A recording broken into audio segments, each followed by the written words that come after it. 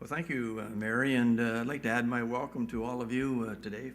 Thanks for coming out. Before I begin, let me personally, on behalf of all employees at the airport, I'd like to thank our departing directors, Graham and John and Philip and Reese. It's been just wonderful to work with you over the years, and you're going to be missed here for sure. But you can leave with the knowledge that as a result of your efforts today, YVR is an award-winning airport and one that this community takes great pride in, so thank you for that. As Don said, we demonstrated our commitment to operational excellence during last year's Olympic and Paralympic Games. Our preparations paid off, and the Games experience led to some service enhancements and some stronger relationships with all our business partners. So we're very appreciative for all of that.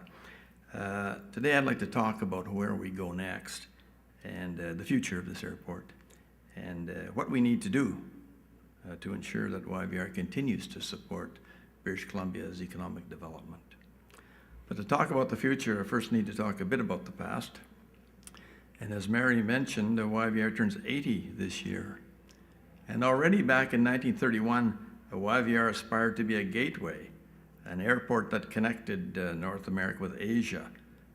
He referred to the world's air trails as being connected to them. Well, many of you who've attended these meetings in the past have heard me talk about the Airport Authority's goal to be a gateway, a premier global gateway. Now, 20 years ago, YVR had some clear advantages in the gateway business. We were the closest major West Coast city to Asia, and we had a long history of business and family ties with the Asia-Pacific region. And technology was in our favor too. Airplanes could only fly so far. And they were along the Great Circle routes. They had to stop for fuel, so we were the place they had to stop at. And our competition at those times then was largely other West Coast airports, Los Angeles, San Francisco primarily. Well, today the competitive landscape has changed dramatically, and we recognized that if we were going to continue to succeed in the gateway business, that we had to change too. And as we look back over the past 10 years, we saw that the gateway had encountered a lot of headwinds. Our Asia-Pacific traffic in 2010 was about the same as it was in 2000. There are a number of reasons for this. There's external shocks such as 9/11 and SARS and H1N1 and the recent global recession, of course, but, but there are underlying structural reasons too. First, technology has changed. Planes can fly further, and longer range aircraft can reach more destinations directly.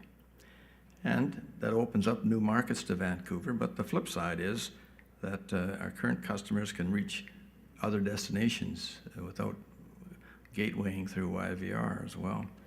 And advances in air navigation technology also allow aircraft to fly by newer, shorter polar routes. And these changes mean that our West Coast location is not the advantage it once was. Airlines can serve Asian destinations nonstop from locations in Eastern Canada and the US. And we don't see these competing headwinds abating anytime soon. In fact, if anything, they're going to get stronger. Another structural change is that a lot more communities can and are seeking to get into the gateway business.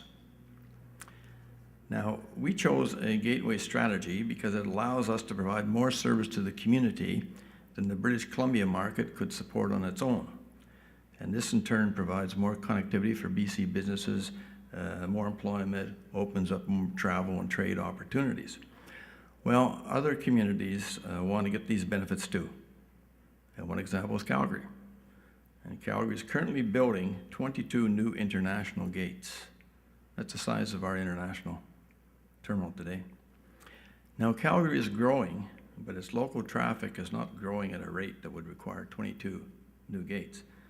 These gates, in fact, are sufficient to handle the entire expected increase in the Western Canadian market over the next 10 years.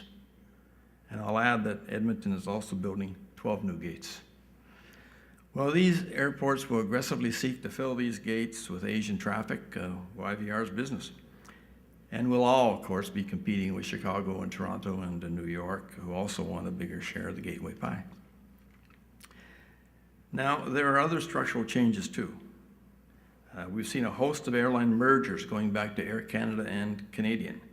And more recently, we've seen United and Continental, and Delta and Northwest, and Air France and KLM, and the list kind of goes on. These merged carriers are taking a hard look at all of their route structures, and we have to convince them that Vancouver should remain in their network. Government policy is another structural issue. It can promote or it can stymie the development of the gateway.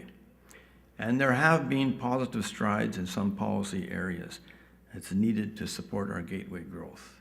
For example, the ability to transit YVR to the United States without the need for a Canadian visa for residents of Taiwan, the Philippines, Indonesia, Thailand. And the government is now permitting a pilot program at YVR for residents of China as well. But in terms of opening up restrictive aviation treaties with Asian and other markets, Canada has been slower than our competitors. We have open aviation agreements with Korea and New Zealand. The US has open agreements with over 15 countries in Asia Pacific and with over 100 countries globally. Well, despite the headwinds, I don't want to imply that our gateway strategy to date has been unsuccessful. Vancouver still has more service to Asia relative to its population than any other metropolitan area in North America. Our historical business and family ties to Asia remain an advantage. And we have been particularly successful in China. And this summer, YVR will have 57 nonstop flights to mainland China and Hong Kong. And that's more than any other North American airport.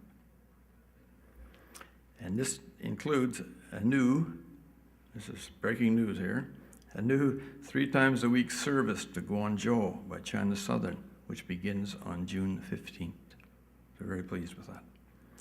But to grow the gateway and remain competitive, we cannot sit back and simply do what we've done before. Just holding our own is not enough to meet our commitment to serve our community. So we've been working on a new gateway development strategy, which is an integrated package that looks at everything: our airline fees and charges, capital projects to make our terminals more efficient, measures to make it easier for air carriers to operate and improve the customer experience for passengers, marketing initiatives to attract new customers and services, and of course, government policy. Now, for our strategy to succeed, we knew that we had to tackle it in the context of 4 critical relationships: our relationships with the airlines, with passengers, with governments, and last but not least, with the community.